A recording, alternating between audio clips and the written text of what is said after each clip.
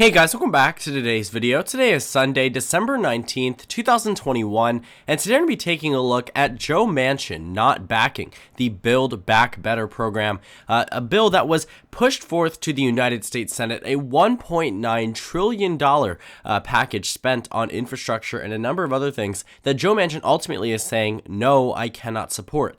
And with this announcement, the Democratic Party's main piece of legislation that they have been working on tirelessly for months will come to a halt and will fail in the United States Senate unless they can win back Joe Manchin's vote, which seems to be pretty impossible at this point in time. And with Joe Manchin's announcement, this puts the Democrats in a very vulnerable position, considering the fact that they have put a lot of their backing behind this. This was what was meant to help them through the 2022 midterm elections. They were going to show the Democratic Party that through a method of budget reconciliation, they can take advantage of their trifecta and put it towards good use. But ultimately, Joe Manchin says that this is too much money, and he simply cannot support it. Looking at Joe Manchin and his historical voting record, if we are to put it that way, it isn't really a surprise that he isn't backing this bill. I think that if he was to back it, there would be a lot of caveats, and there still can be. I think that there is consideration for an additional bill, one that is different than what the Build Back Better plan had already proposed, that is less spending and less money altogether, of course, but something that Joe Manchin and potentially Kyrsten Sinema would also back, along with 48 other Democratic senators. And you're starting to see this very consistent trend here that with this trifecta, there are two Democratic senators that are constantly holding out in terms of overall support. And looking at it, you have Joe Manchin from the state of West Virginia and Kyrsten Sinema from the state of Arizona. Now, Kyrsten Sinema seems to have been a bit more reserved on the Build Back Better plan than Joe Manchin, at least recently speaking. Joe Manchin with this announcement today really means that this discussion comes to an end. Because without Joe Manchin, even if Sinema was on board, even if every other Democratic senator was on board, which I'm sure that could be a very real reality, Joe Manchin's no vote is enough to block this, putting it at 49 to 51. With 51 being in the majority, I mean, it's a majority rule in the United States Senate. The only way that Democrats were going to be able to pass this is through a method of budget reconciliation, which allows for these very large bills to pass without the needed 60 votes to end debate through the means, of course, of a filibuster is what the debate opening would mean, which means you would not need any Republican support because Democrats have control of the United States Senate. But that isn't the case anymore. 51 to 49 against the Democrats means it's a done deal. There's no tiebreaker there. Kamala Harris cannot vote to try to make it 51-50. Even then, obviously, a majority still rules. Kyrsten Sinema, Joe Manchin, specifically Joe Manchin at this point in time, I think is definitely going to receive a lot of backlash from many Democrats in response to the way that he is deciding to vote on this bill. And there are plenty implications of what a Manchin blocking a bill of this stature means for 2022 and potentially beyond. Now, if you take a bit of background and understanding about why Joe Manchin might be voting this way, recognize that he is from a red state. Joe Manchin does come from the state of West Virginia, which did fairly elect him back in 2018, elected him in 2012, 2010. So he has been elected by the voters in West Virginia time and time again. He was the governor before then, elected in 2006. But, looking at the Senate election compared to the presidential election, I mean, Joe Manchin won his last election by 3 points, whereas Donald Trump won in the state of West Virginia by nearly 40. And looking at the state that he represents, this is a state that does maybe support President Trump very heavily. Not maybe, certainly does support President Trump heavily. So, this is the type of people that he has to respond to. He is being elected by voters that voted for Trump twice. He is being elected by voters that voted for McCain, then Romney, then Trump, and have voted for Republicans far and in between. So, knowing that, Joe Manchin isn't exactly representing a swing state. Joe Manchin isn't exactly representing a Democratic state. So if he was to vote based off of his state's constituents and his state's actual voting record and voting history, well, then he'd likely be voting with the Republican Party far more often than he actually does. But this bill, of course, was counting on every single Democratic support. I'm not here on behalf of Joe Manchin or against him to defend or critique some of the actions that he is taking. I'm just helping you guys sort of understand it. And I'm sure that many of you all understand that he comes from a red state. But when it comes down to issues such as this that would actually benefit his said red state, then the line begins to be drawn as a question of whether or not he's doing it for his constituents or for what they think they want, right? And that's the question that has been big in American politics. Do people actually vote for what they believe in, or do they actually just vote with how they think they want to believe? For instance, when you take a look at West Virginia, a state that voted for Donald Trump, a billionaire twice, you think about the state itself and you say, does it make sense that they would have backed a billionaire when he doesn't really know what it means, for the coal industry, but he says that he does? And these are things that are risen. Does Donald Trump actually know about what West Virginia actually needs? The same thing can be applied to the Rust Belt region when Donald Trump was in there saying that he can resonate with many of these people, the white working class. Well, in a sense, can he? Probably not. Donald Trump came from a wealthy family and he was raised in wealth. He received loans from his father. These are things that are disconnected from the average experience of a working class family or the average experience of a coal working family, which is the fact of the matter. But, looking at what has been proposed, I don't think it's the contents of the bill that are making Joe Manchin want to vote against it, but rather the money attached to it. And the voters in West Virginia, while they may be benefiting from this bill, as will 49 other states, including the District of Columbia, they will all benefit from the passage of this bill. But Joe Manchin says this is too much money. And I think that the voters in West Virginia would, in essence, agree with that. So now that we understand, a bit of the background behind Joe Manchin's state itself. Yes, they may benefit from it, but that doesn't mean they always have to support things. You may benefit from something, but it doesn't mean you have to support it. At the same time, there is that question of, do people actually know what this bill is going to do? Do people actually understand the benefits of it, or on the contrary, the detriments of it? Who knows? But at the end of the day, it's a no vote, which means that now we focus on 2022. Okay. How do we get here? How do we jump from Joe Manchin, Kyrsten Sinema, West Virginia politics, and the background of it all, and resonation with politicians and average citizens? Okay, how do we get to 2022? Well, since we have been seeing a very consistent trend between Kyrsten Sinema, Joe Manchin consistently being in the opposition to the Democratic Party on some pretty substantial pieces of legislation. And when it actually comes down to a vote, in most cases, I would say about 90% of the time, you would see them immediately switch to a yes. And not necessarily out of a means of, randomly now we decide to support it, but because all of that discussion has pushed away and Democrats have sort of removed parts of the bills that they need to be removed in order to get their support. So when it actually comes down to a vote, it's an immediate yes.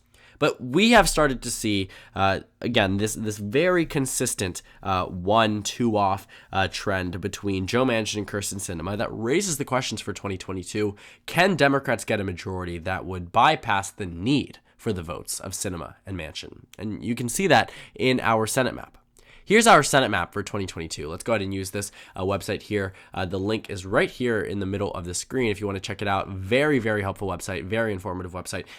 Gives you a bit of an understanding about our maps here with a lot of comparisons, but besides the point. Looking at our map here, is it possible for Democrats to get a majority? Is it possible for them to start seeing victories like the ones that they saw with the infrastructure package? I mean, when Democrats saw this, they were very happy with it. And it only happened because they removed it from the overall bill itself. And now Manchin seems to sink the other half of the bill. And now House progressives are very angry because they held out originally saying, we aren't going to vote for this. Or some of them even didn't vote for it, because of the fact that it was removed from it. They said that a lot of these things like universal childcare and a bunch of other benefits, the list goes on, that aren't attached directly to strict infrastructure, right? And to be fair, I would say that this infrastructure bill definitely had a broad term for infrastructure, but the Build Back Better plan definitely has much more than just infrastructure. But the point is that looking at what was separated, this was a victory for the Democratic Party, sure, but it was only possible because it was separated. So now that we're back to our 2022 discussion here, Democrats might be wanting victories like that in 2022 and beyond, but it would take more than what they have currently. And even though they have the majority, they need more than just 50 to 50. They need 52 to 48, and that's why I brought up the point of the 2 senators. So, yes or no, can they get it? Yes. Yes, it makes sense. They have the Senate map. This is the best Senate map out there for the Democratic Party that they could have. Right, so looking at this, look at the swing states. You have Wisconsin, Pennsylvania, Ohio, New Hampshire, Georgia, North Carolina, Florida, Arizona, Colorado, Nevada. Those are 10 states that are all characterized within the lean, tilt, likely column, meaning they're not considered to be safe. And at some point in time, over the past 20 years, every single one of these states has voted for the Democratic Party on the presidential level. And get this, almost every single one of these states, currently speaking, has a Democratic senator. Wisconsin has one. Ohio has one. Pennsylvania has one.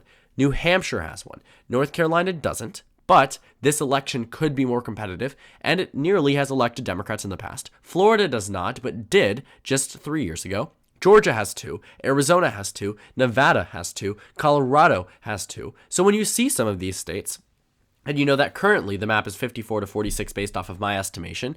But let's go ahead and just, copy this and change the map up a bit. So, looking at the areas where Democrats currently have senators in, if they just hold on to Georgia, hold on to New Hampshire, hold on to Arizona, hold on to Nevada, well, they're working within Wisconsin, Pennsylvania, North Carolina, and Florida. In 2008, Barack Obama won all 4 of those states, and Ohio, all 5 of those states. In 2012, he won 4 of those states. In 2016, Donald Trump won all of them. Then fast forward to 2020, Donald Trump won 3 out of the 5. But the fact is that Wisconsin and Pennsylvania are recently Biden states. And Pennsylvania is actually a pretty close state. And looking at the fact that the GOP frontrunner just dropped out of the race, it's possible, I would say, that Democrats could potentially get a victory there, even if the election isn't on their side. And Wisconsin, I would say, really is dependent on how much further Ron Johnson decides to go towards the right. He has been very quick to question the legitimacy of the vaccine. He seems to have been raising a lot of questions that honestly he shouldn't be raising as a swing state Republican. But again, I don't know if he's going to be running for re-election. I don't think many people know because he hasn't announced it yet, despite being endorsed by Donald Trump and being pressured by many other top Republicans. And looking at North Carolina, Jeff Jackson, I don't know if he's dropped out officially yet, but has signaled that he will be dropping out of the race, clearing the field for Sherry Beasley, meaning that race will have a more consolidated Democrat, giving them more time instead of campaigning for the primary, but instead to focus on the general election. And Florida probably won't be competitive with Marco Rubio there. And in Ohio, Josh Mandel is likely going to win that nomination. And potentially will end up winning the general election, but I think that he would definitely make that race a little bit closer than other Republicans, but at the end of the day, it's still inherently a red-leaning state. But looking at it, I mean, Wisconsin in itself is enough to give Democrats the opportunity to reach 52 to 48, and then there wouldn't need to be a Manchin or Sinema holdout vote. At that point in time, they could literally vote in the opposite direction, and then Kamala Harris swoops in and breaks the tie. The only thing, and this is obviously a very big thing, but I say only because it is the other half chamber, the only thing blocking Democrats beyond this point, while they may be able to get to 52 to 48, is the House of Representatives. Looking at where we are today with Joe Biden's favorability rating, popularity rating, might I say, instead, job approval rating, looking at it, it doesn't look too good.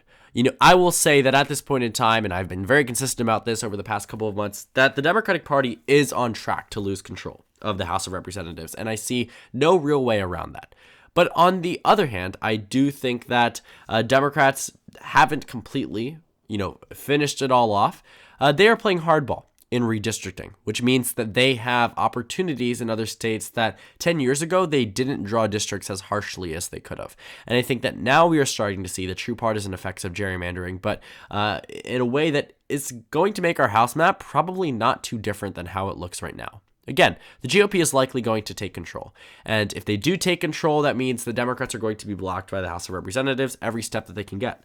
I mean, remind yourselves that in 2010, the Democratic Party retained control of the United States Senate, but still lost control of the House of Representatives. And from those 6 years on, 2010 to 2016, Barack Obama wasn't able to pass any major pieces of legislation because the Republican Party was very quick to block it, because they knew that any major accomplishment would look good for the Democratic Party record, and then Democrats would be elected, so they knew blocking it would make Democrats look like they were out of control, the same way that Joe Manchin and Sinema are affecting the Democrats right now, even if unintentionally.